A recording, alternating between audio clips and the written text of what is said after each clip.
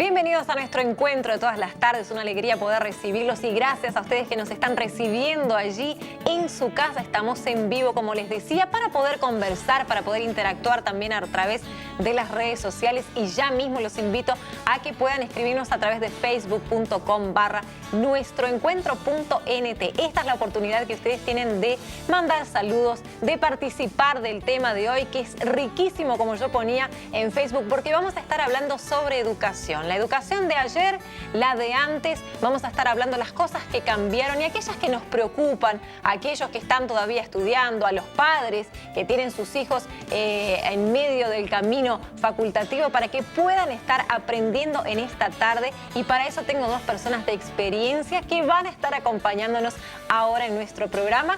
Ya le doy la bienvenida a Elisa Valdés, docente, y a Basilio. ¿Cómo están? Una alegría tenerlos aquí. Un placer. Un placer muy grande, Karina, de estar aquí en tu programa y abordar este tema que nos atañe a todos. Sí, ustedes ya tienen varios años, recién estábamos conversando, mucha experiencia, 44 años, Elisa, de docencia. De docencia. Formada en idioma español, ¿no? Idioma español. Idioma español. Y Basilio, que tiene... Yo solamente trabajé 42 años. ¿Solamente? Qué bueno poder decir eso. Sí.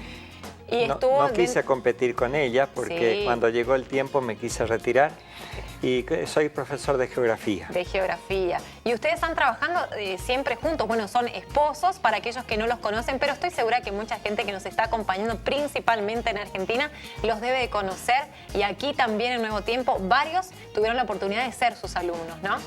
Así es. Tuvimos el privilegio de conocernos cuando estábamos preparándonos para ser docentes secundarios, pero éramos maestros. Ajá. Así que trabajábamos como maestros.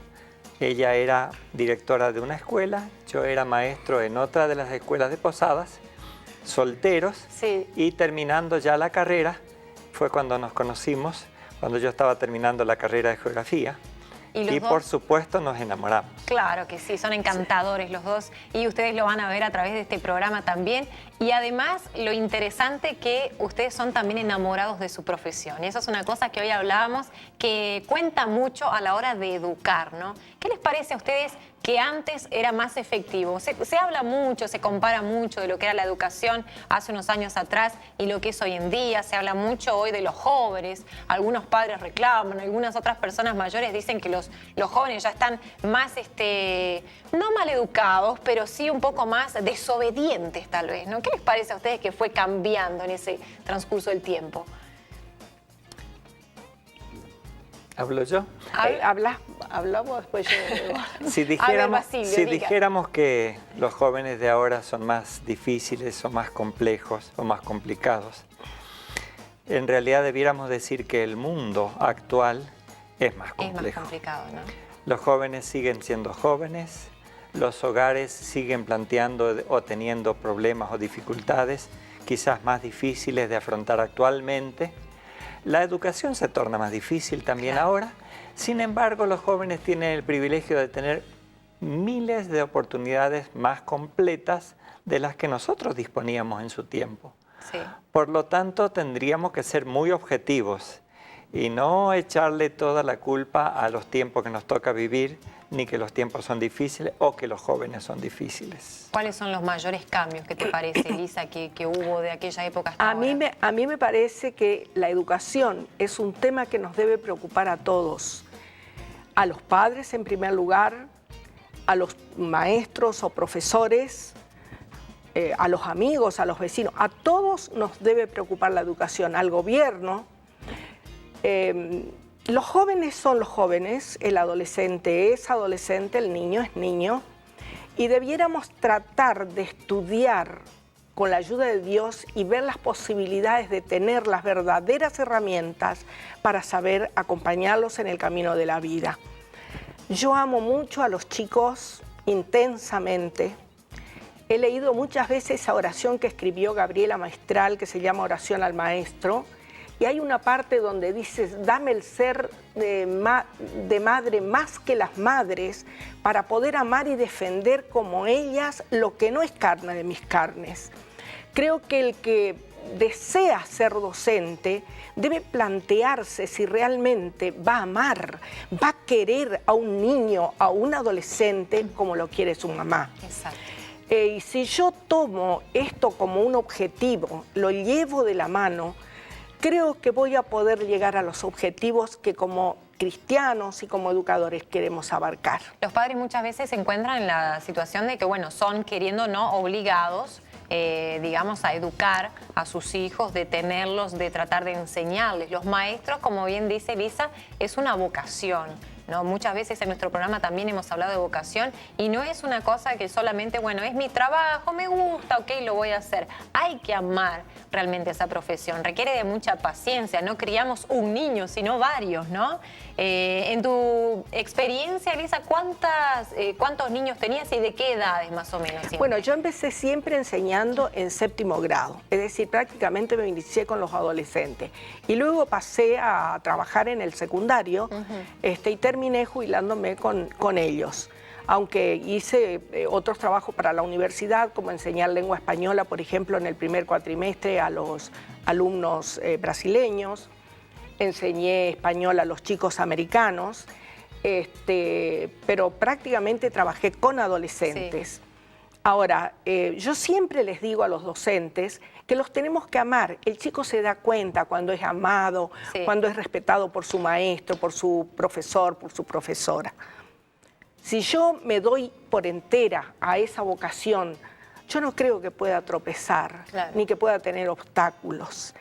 Al contrario, una dedicación muy grande, ¿no? Tenemos que dedicarnos a eso. Y una cosa que debemos tener bien en cuenta los docentes es que nosotros cuando preparamos nuestras materias, nos preparamos para ingresar al aula, por lo general llevamos preparado un nivel. Pero yo tengo que pensar que en el aula yo tengo diferentes temperamentos y chicos que saben mucho más que estos que están en el medio y otros que saben mucho menos. Entonces me tengo que preocupar por aquellos que saben más y tratar de darles algún material extra para que ese chico no esté tirando papelito, que no le esté llamando al compañero, que no esté haciendo, y entonces lo tratamos a ese chico como si fuera un adolescente común, desordenado. Sí. Y luego aquellos que están por debajo de ese nivel que yo espero, tratar de ayudarlos de otra forma. Aprovechar un poco el potencial que ese chico tiene, ¿no? Exacto. Eso es interesante también. ¿A ustedes les parece que antes era mejor, Basilio? ¿La educación era más fácil educar antes? Yo quería decir de que como iglesia tenemos un tesoro al tener escuelas y colegios cristianos.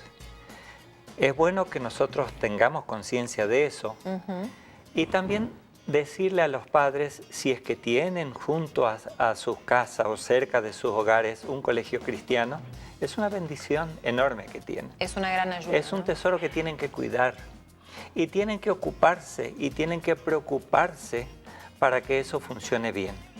Los padres tienen mucha importancia, un rol clave en vigilar, en controlar, en hacerle saber a la escuela si algo funciona mal. A mí me gusta como docente recibir los comentarios de los padres. Claro. Es bueno que los padres se acerquen y con respeto y con cariño hagan sus expresiones. A veces los chicos tienen doble personalidad, parece, sí, ¿no? En casa se comportan de una forma y en la escuela es otra. Sí. Mis hijas son muy chiquitas todavía, pero nos pasa a veces que el comportamiento que ellas tienen en casa, en la escuela son dos santitas. Y uno dice, bueno, ¿y cómo puede ser que a mí me haga esto y a la maestra no le hace? Eso también va un poco por los límites que los profesores ponen, sí, ¿no? Tal cual. Y creo que es interesante si podemos trabajar en equipo. Iglesia, que los docentes tengan el deseo y la vocación de hacerlo, sí, que los padres estén ocupados y preocupados y que puedan dialogar entre sí. Ajá. Si el diálogo en esas tres esferas funciona bien, es una gran bendición para todos. Indudablemente para los niños va a ser, o para los jóvenes va a ser un lugar adecuado y se van a formar para la vida. Buenísimo. Nosotros vamos a seguir hablando, tenemos que hacer una brevísima pausa, pero vamos a seguir hablando sobre este tema, sobre educación. Estamos hablando de la educación de ayer y la de hoy. Tenemos dos personalidades aquí, dos docentes que nos van a estar ayudando y auxiliando. Si ustedes quieren también, pueden participar a través de facebook.com/nuestroencuentro.nt y participar con nosotros, dejar sus saludos. Si, por ejemplo, Basilio o Elisa fueron sus alumnos, también los pueden saludar, ¿verdad? Exacto. Mucha gente nos debe estar mirando allí también desde Argentina y también, por supuesto, dejarnos su experiencia. Es la forma que enriquecemos nuestro diálogo que, por supuesto, ahora en nuestro encuentro en vivo pueden tener esa posibilidad. Hacemos una brevísima pausa y volvemos enseguida con más de nuestro encuentro.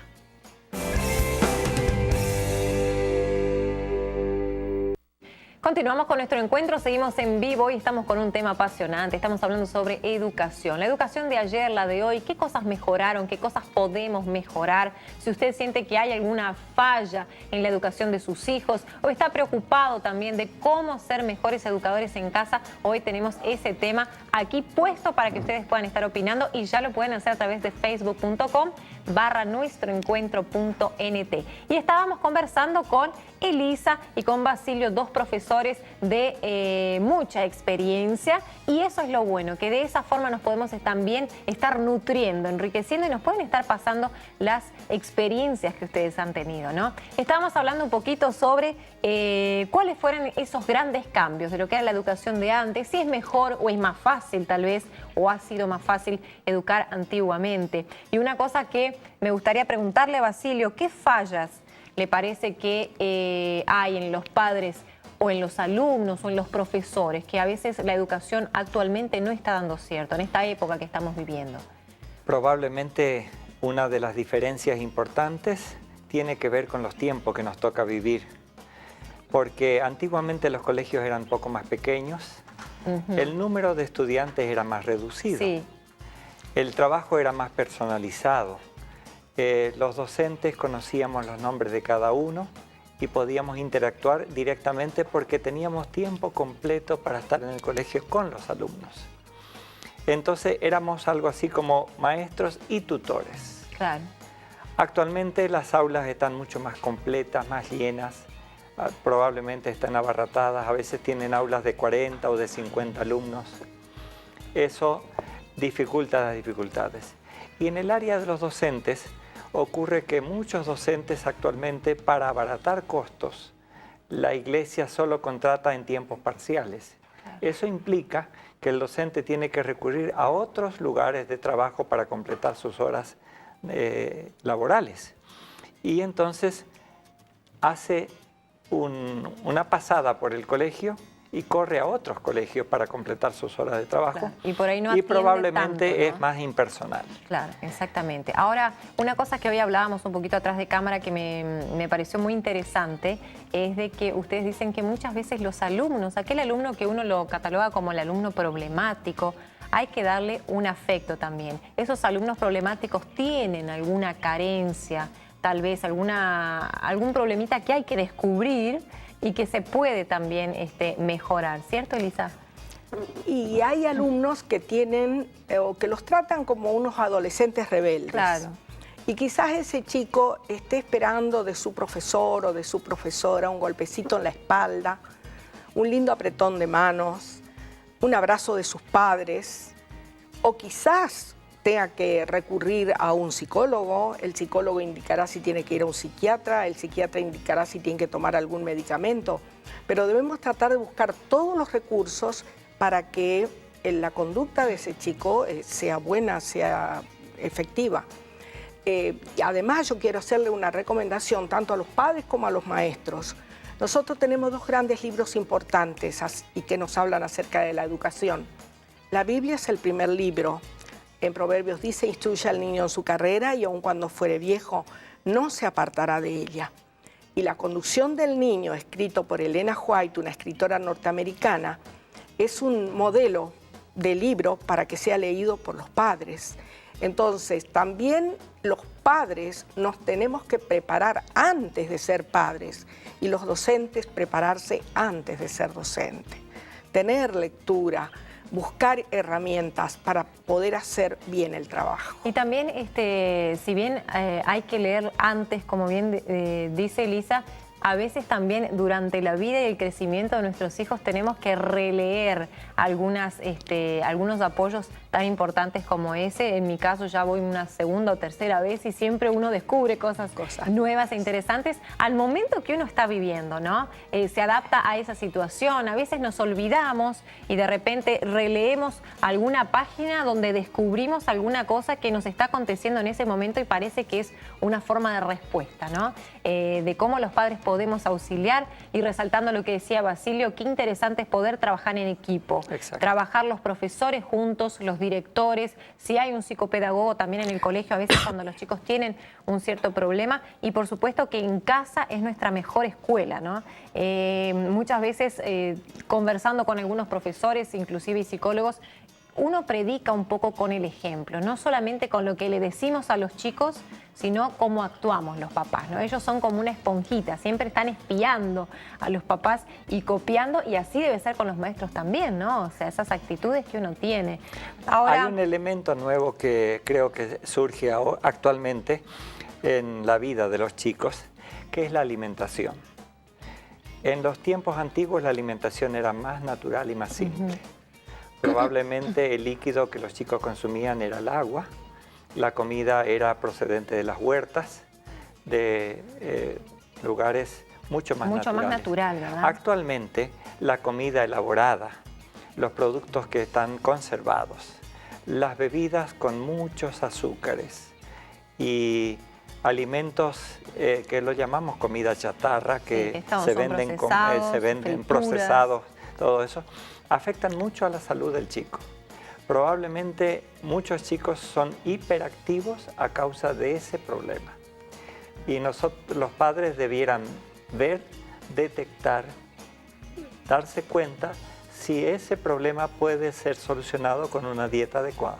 Otro de los problemas de esta época también es la falta de atención, los déficits de atención por parte de los papás, ¿no? Llegamos cansados, trabajamos todo el día. Hoy en día la mamá trabaja a la par del padre, cosa que tal vez antes no se hacía, y cuando el chico llega y necesita una asistencia en la tarea de la casa, cuando hace los deberes, o solo el hecho de estar con el papá y la mamá, por ahí los padres estamos cansados, queremos comer algo, mirar el informe de la TV o el periódico o internet, etcétera, y el chico queda a un rincón. Entonces le damos una herramienta tan simple como un tablet para que se entretenga, o toma a dibujar o hace tu tarea solo, y por ahí los chicos después tienen esa carencia que arrastran toda su época, ¿no? Durante la educación, ¿no? Ahora, ¿cómo ustedes creen que podríamos aumentar el rendimiento de un estudiante hoy en día, sea chico como uno que ya está preparándose para su profesión, su facultad? Elisa, ¿qué te parece? A mí me parece que todo lo que vos dijiste, que lo tenemos que acompañar en todo este proceso. Me encanta ver esa foto, ese paisaje que se nota a una mamá caminando en la arena con su nenito tomado de la mano. Bueno, creo que esa mano, esas manos tomaditas están hablando, nos están dando un mensaje.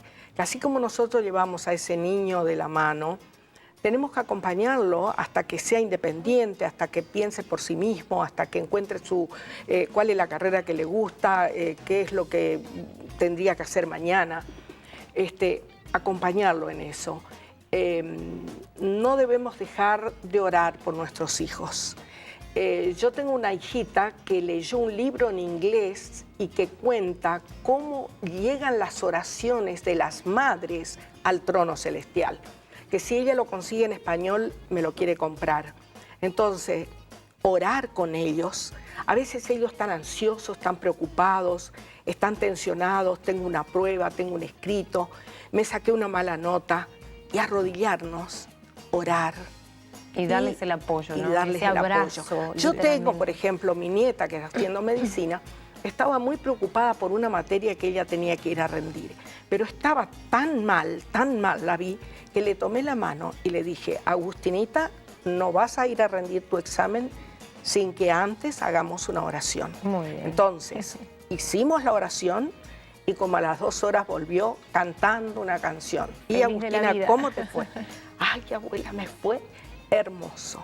Qué bueno. Bueno, es algo precioso entregarle nuestras preocupaciones, nuestras tensiones, nuestras emociones al Señor. Claro que sí. El Señor todo lo puede, Karina. No hay nada imposible para Dios cuando una madre cristiana, sincera, un profesor, una profesora Se arrodilla que ama a ante el Dios Altísimo. y ora con sus alumnos. Es una van de a las tener mejores éxito. experiencias, ¿no? Basilio, ¿cuántos hijos tienen? Hablaron de las nietas. Tenemos 3 hijos. 3 hijos. Y todos cada lejos. uno de los hijos nos ha regalado 2 nietos también. Muy bueno. Así que tenemos 6 nietos. ¿Cómo se llaman sus hijos? El mayor, el varón, se llama Néstor Adrián. Él está casado, trabajando en África. Sus hijos están con nosotros viviendo ahora. Silvita está viviendo en Orlando, tiene una nena de 13 y un varoncito de 9. Y Liliana, que es enfermera en Virginia, Sí. tiene también 2 varones. Y tienen a Agustina, que está con ustedes, ¿no? Agustina es la hija de nuestro la hijo. hija de del Adrián. hijo. Ok, Sí, muy sí, bien. sí. Él es Entonces, médico. aprovechar a mandarles un abrazo, que capaz que lo están viendo. Capaz que nos están viendo, le mandamos un abrazo enorme, Enorme. a todos. Y yo quería agregar que las madres posiblemente tengan mucho más capacidad, pero ni bien detecten que un chico tiene alguna dificultad en una materia, no dejen que el chico se aplaste o que se inhiba o que se frustre con la materia. Busquen ayuda. Puede ser ayuda con el profesor o puede ser que necesite un refuerzo particular.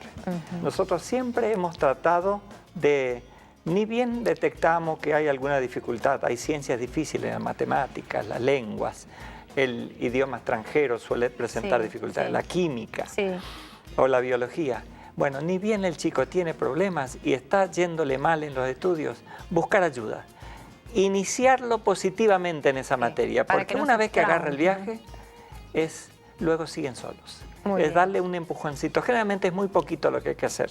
Sí, claro que sí. Los padres podemos hacer un trabajo realmente excepcional junto con los profesores y, como decía Elisa, en la conducción del niño, y he compartido con con los televidentes varias veces, dice mucho, habla mucho de la mamá, cómo la mamá puede instruir, cómo la mamá puede abrazar, cuando el hijo no te dice literalmente que quiere un abrazo, pero lo necesita, y en la seguridad, como decimos, ¿no? Orando, acompañando, hablando con los profesores, teniendo esa relación, ese interés. Yo creo que pasa mucho por el interés realmente que tengamos los papás para poder educar. Una de las cosas muy interesantes que los padres nunca debieran hacer es quejarse de los costos de la educación. Sí.